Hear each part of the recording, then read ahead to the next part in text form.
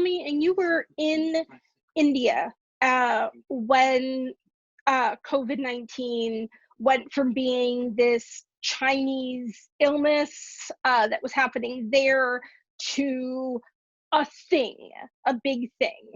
Can you tell me a little bit about what you were doing there and, what it was like when that shift happened? Okay, well, those are two big questions. What was I doing there, and what about the shift? Right. So let's start with what were you doing there? What I was doing there was planning a 10-week last visit to India. I'd been there 4 times before. Once when I was about 21 years old, I spent 6 months interviewing people who had known Gandhi, about 30 people who had known Mahatma Gandhi, and that became the backbone of a doctoral dissertation later. My second trip was an international conference on Gandhian studies, where I went to Delhi and presented a paper, blah, blah, blah. The third time was 10 years ago when I went as a Fulbright scholar using your tax money if you pay taxes. Thank you very much. I try to. You're welcome. Well, You're welcome. I try not to. There's a tangent we could take. Oh, definitely. In any case, I was teaching Gandhian philosophy and political science courses at a small college in South India in the state of Kerala, and also associated with Mahatma Gandhi University, which had the largest Gandhi studies program in the country. So this time, 10 years after the Fulbright, I went back to see my friends in Kerala, to reconnect with academic contacts that I had there, who wanted me to give some talks on Gandhi and my recent book comparing Gandhi and Martin Luther King. Nice. I also wanted to go visit, I would say, a soul sister who I've known for nearly 50 years since my first trip to India.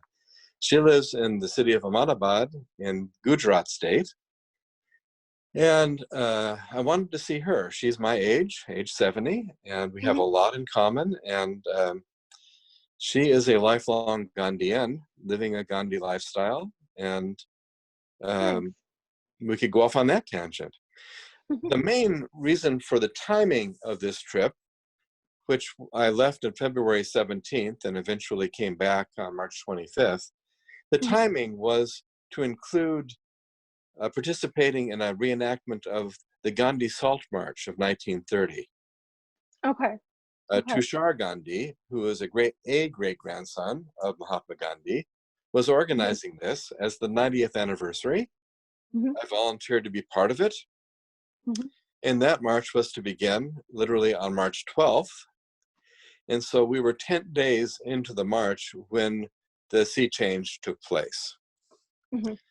My final 5 weeks in India were cut seriously short. I had planned a trip to Afghanistan to meet peace activists there. I had planned to go to Delhi and seek out publishers for my book there.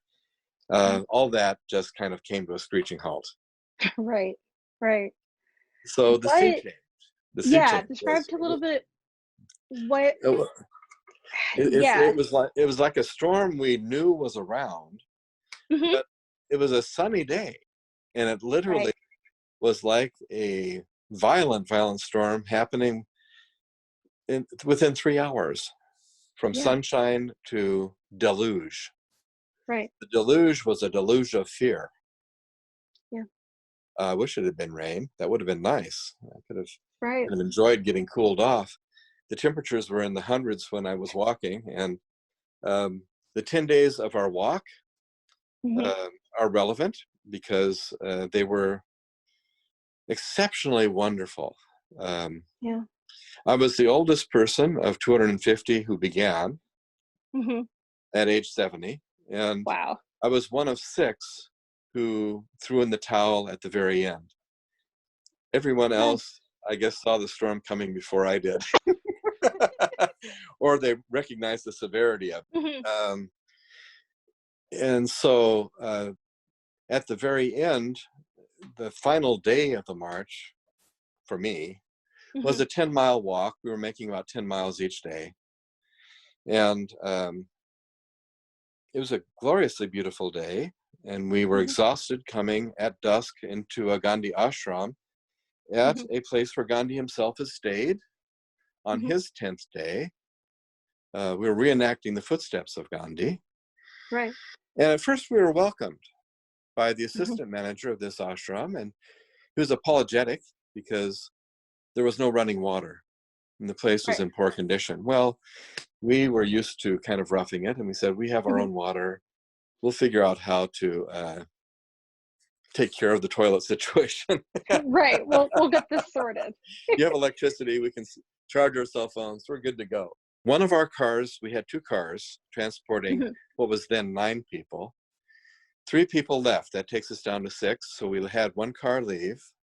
And 6 of us could not ride in 1 car. So we figured we'd make it to the end of the march 14 days later and hire a car to go back to where we began. Right. We were 103 miles into a 241-mile march. Right. And so 1 car left. It's after dark. And the manager of the ashram comes and he says, you leave. You must leave. Wow. But we were welcomed 1 hour ago. No, you must leave. And he brings the police. Oh my You must God. leave now. And we said, well, first, why? Right. The coronavirus. Tomorrow is a nationally declared day of curfew. And he said, we know that. And that's why we plan to stay here. Right. Through tomorrow night. And you won't even see us. We'll just be inside the ashram. No one will see us. Right. There should be no problem. No, you must leave. We have no place to go to, sir. We have no place to go. You must leave. We don't have transportation to go anywhere else. Unless you want us to walk back 103 miles where we came from. Right. Weather. Well, you must leave. It was entirely irrational. Wow. And well, we first then called the car that had left. They were really pissed off when we asked them to come back. Really unhappy. They were half an hour away. Oh, wow. And that's not a big deal for Oregon, but that's a big deal in India because a half an hour is not that. It's a difficult ride. There aren't a lot of paved roads. Right. And so we got them to come back. We piled into the 3 cars, 9 of us, with our luggage, just packed. We're on the road back towards our starting place, which was Ahmedabad, big city, 5 million people. Okay. And so I call up my soul sister, who I mentioned, who I had visited in Ahmedabad before. Dina, what is happening? Oh, Michael, you cannot come. You cannot come. Why, Dina? Oh, wow. They've locked down the city. They've locked it down. They will not let you in. And if you come back with Indian people in your car, the police will take all of you. They'll take all of you. Oh, I said, wow. really? Well, Dina, I respect you. I think you really know what's happening. You must get a motel. You must get a hotel somewhere. So we tried to get some hotels. They were turning us away. Everywhere was turning us away. Every small town. And so then I called Dina back and, well, we could go to Baroda. Oh, Michael, that's good. Baroda has many hotels. You should have no trouble. And you must go to a hospital there because the hotels may not take you unless you get a hospital clearance. Okay, well, this is great. Thank you, Dina. Now we're talking, it's 11 p.m. at night. Okay, 4 international people in 2 cars. And our plan now is to be dropped off literally on the streets of Baroda, a city about 600,000 people, about like Portland. And the 2 cars will go on without us because they have a chance of getting back without us. Yeah. Okay, so we're on the street. Well, 2 of us were in 1 car. We get out, and that person, his name is Daniel. I won't give you the last name necessarily. He's a Mormon from Utah. Oh, wow. A young man with a lot of good skills. And he says, why don't we check out the hotels? And so I said, good, you let me do the talking because I'm older and they'll have more respect for me. Right. So we try several hotels. No, We will not take you. We cannot take you. Will you take Wow. us after we get hospital clearance? No, not even Nope. then. Nope. No, not even then. No one in the city will take you. Oh, now it's getting to be 11:30. Our two compatriots, one from the Netherlands and one from England, show up. The woman from England is particularly concerned. It's 11:30. We're on the streets. So basically, Daniel, thank heavens for younger people, because Right. I'm 70 years old. They're both in their 30s and 40s, all three of them. And Daniel has this app called Airbnb. Right. And so he says, I'm going to try to get an Airbnb place. I think they're more likely to take us because they're not a hotel. Right. And he said, I don't want to go to the hospital, and he had his own reasons. So the three of us took off to the hospital. We go to this hospital, arrive close to midnight. The hospital is recommended to us by Tushar Gandhi, who is a great-grandson of Mahatma Gandhi, who is the leader of the march and who is at this moment in Mumbai, formerly known as Bombay. And he says, well, Michael, I know a doctor at this hospital, so I'm calling him. He'll see you. So we're pulling these strings. We go to the hospital, and we see the doctor, and their coronavirus test was taking our temperature, checking our blood pressure, and sending us off for an X-ray. And for the sake of the people watching this, this is the X-ray. Can you see it? That's the X-ray taken on March 25th at this hospital. It cost 30 cents. Okay. Our entire doctor bill was 30 cents, and they gave me the X-ray to bring with me as proof, along with some documentation that I was, from their point of view, at least COVID-19 free. Oh God, okay. That's cringe. Now it's approaching 1 o'clock. We get a call from Daniel. He found an Airbnb. Woohoo! Awesome. I mean, woohoo! This is really great. Right. Yeah. So we show up. All four of us are together. We're very grateful to have shelter for the night. Three of us have our X-ray souvenirs and paperwork saying we're clear. And we sleep. Okay. The next day is Sunday, the 26th, which was declared a nationwide curfew. Dawn to dusk, no one on the streets. Right. We have no food. Right. We have this condo place, which is reasonably priced, and we're very grateful. We have kitchen, but no food. Nothing to cook. Right. And so the two young men that were with us, Daniel and Rob, go out searching for food. And they have their experience, which they bring back to us. Wow. Corona, Corona, Corona, people pointing at them, following them in the streets. Oh, Corona, Corona. They find kind of a mini mart sort of place that's open. They get a bag of rice and some chips. They're followed around the mini mart by this 3 or 4 people following them, trying to get them out of the building.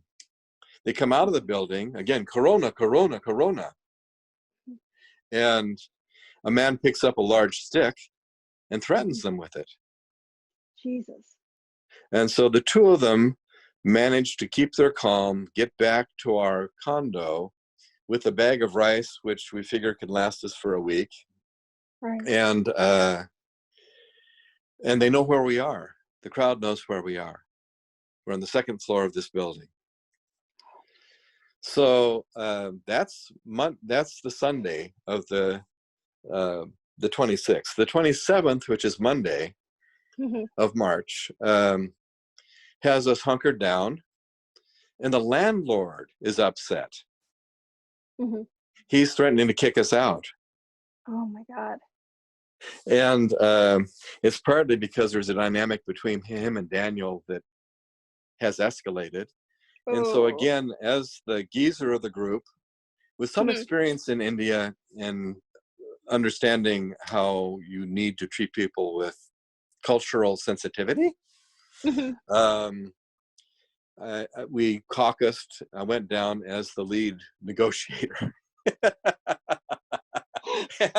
Useful skills to have. Useful skill to Within have. 15 minutes, I had the landlord happy again, happy to have us, happy to have our money, happy to help us get food.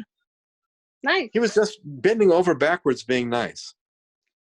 And so we went back upstairs and we were happy also for about 30 minutes. And then the landlord comes with healthcare workers. Oh, that's not good. Okay, the healthcare workers say, we must post on your door when you have arrived in India. And if you have been here for less than 2 weeks, you must have a stamp on your hand, which means you must be quarantined and you cannot go anywhere with the stamp until the date on the stamp is completed. Well, by that time, Tuesday, actually, this is Monday, the 27th. By that time, Rob had left the city, successfully escaping to Mumbai, where he had a girlfriend. So that left Claire from UK, Daniel from Utah, and me. Right. Daniel and Claire had been in the country for less than 2 weeks. In both cases, for the first time ever. So this is their experience. Oh my God. And that means that they had to get a stamp on their hand. Oh shit. Daniel was very resistant to that. And the healthcare workers threatened to call the police and arrest us all. Oh my God. So I calmed things down and I said, so, you know, I basically managed to calm everybody down and say, okay, well, the stamp has a date on it, yes? And when that date is expired, they are free to go, catch a plane or whatever they may need to do, yes? That is correct. That got to the two of them to get the stamp. I didn't need a stamp because I'd been for 5 weeks in the country. Right. I've been doing other things. And so that was Monday. I was then relatively free while the two of them actually commented about how they felt a bit like people in a concentration camp under the Nazis. They had been marked. They had been marked. And their freedom was restricted. Well, Monday night, that same day, the government announced that beginning 24 hours later, there would be an entire lockdown on the entire country. Oh, wow. Not only a curfew, but no planes would fly. Right. Out of the country, into the country, or even within the country, from city to city. No trains would run. No buses would run. No cars, even private cars, would be allowed to cross city boundaries. Complete lockdown of 1.3 billion people. Wow. And they thankfully gave us 24 hours notice. I mean, that was crazy. That's a whole other topic about how that impacted the country. Right. In really horrible ways. But for the three of us in that condo in Baroda, I was the only one free. Right. Without the stamp on my hand to potentially make a run for it on Tuesday, the 24th. Right. And so I basically woke up agitated at 2 a.m, got on my cell phone, which I'm using right now to communicate with you, and found that there was a Japanese Airlines flight out of Delhi, leaving it was the last flight on the last day that any flights would be allowed for 21 days. Okay. Leaving Delhi. And I confirmed a seat on it. It was Okay. actually designed, I think, to repatriate Japanese citizens who were experiencing very bad discrimination. Right. Right. But how do I get to Delhi? Right. I'm in Baroda. It's like I'm in Portland. How How do do I I get get New to York? San Francisco? Okay. Right. Right? It's about the same distance, maybe Los Angeles. How do I get to Los Angeles? I need to fly. Okay, so I Okay. get on. I cannot book a flight out of the Baroda airport. I try for 4 hours to book a flight. Finally, I book a flight that makes me miss the connection in Delhi, but at least gets me to Delhi, and then I would be homeless in Delhi. So I booked that flight, but there is an earlier flight. It just would not allow me to book it, and I don't know if it's filled or whatever. The airport's 6 miles away. Mm-hmm. The curfew is absolute. I could be arrested by being on the street. Mm-hmm. How do I get to the airport? Right. Right. And so I get my backpack on my back, a mask on my face. I go out with my GPS on my phone. 6 miles walking, I figured I wouldn't make it in time for the connecting flight if there was a seat. Mm-hmm. So I need to get an auto rickshaw. Okay.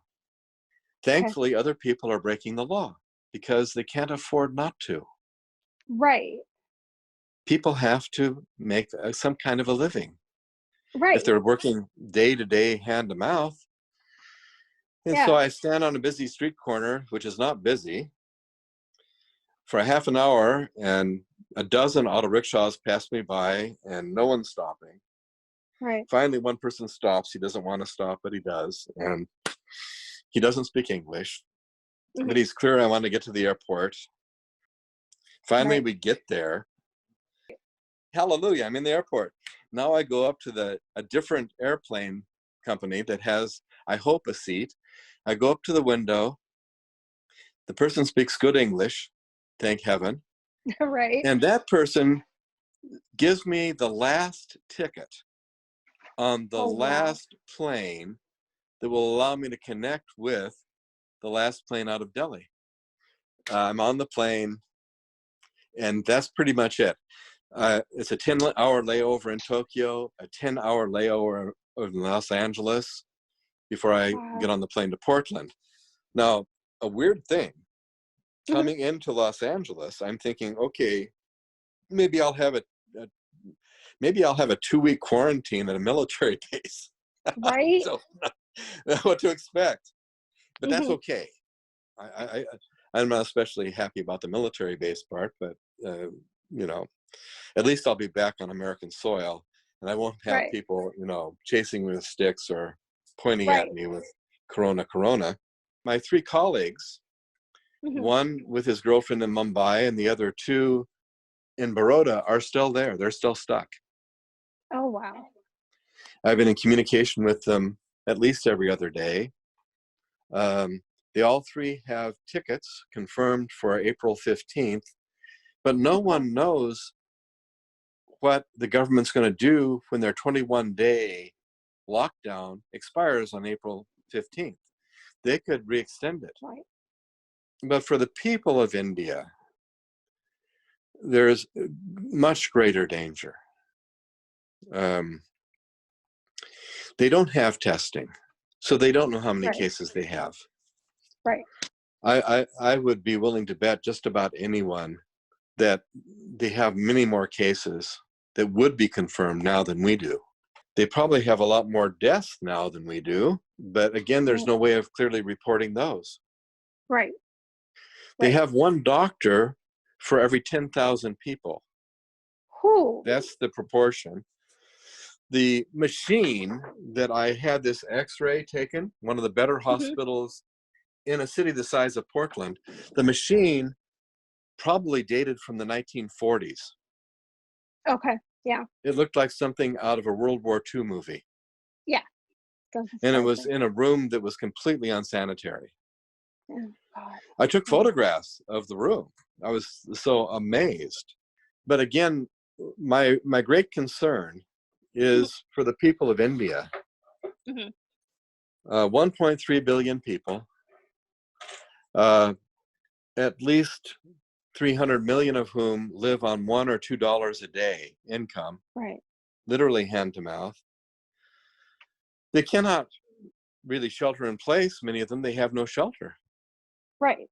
Those Right. that do have shelter in a slum may very well be sleeping 10 to 1 10 by 10 foot shanty. Yeah. Which There's no social distancing possible, but the human spirit is remarkable and is able to rise to occasions. Yeah. Regardless of how bad things get there or here, I see people helping one another Yes. in ways that are not the norm. Hmm. And if that can be our new norm Hmm. after this is all passed, it will pass, even if it burns itself out before any vaccine can be distributed. It will pass. It could be millions dead. Yeah. 30 million died in 1918 Yeah. worldwide, Yeah. 500,000 in the United States. So it could be that bad or worse globally. Hmm. But I'm hoping that at the end, people will have a renewed sense of community and place greater value on community, and maybe appreciate that now you can see the Himalayas from 200 miles away where you couldn't before because of the smog. Right. Right. And maybe begin to rethink our economic systems that are based too heavily upon export import, Hmm. which is horrifically bad for the environment. Right. Maybe we can all become more green Hmm. in just our personal lifestyles, but also our political policies, Hmm. which, by the way, would be remarkably consistent with Gandhian economic philosophy. Yes. Well, thank you so very much. It has been an absolute joy to talk to you for the You Talk What We Live With podcast, and personally. Sure. I definitely hope to meet you in person. You have led a remarkable life. I hope that you and your family stay safe, stay well in all of this. And thank you very much. Bye You're for now. welcome. Take care. All right. Bye-bye. Bye.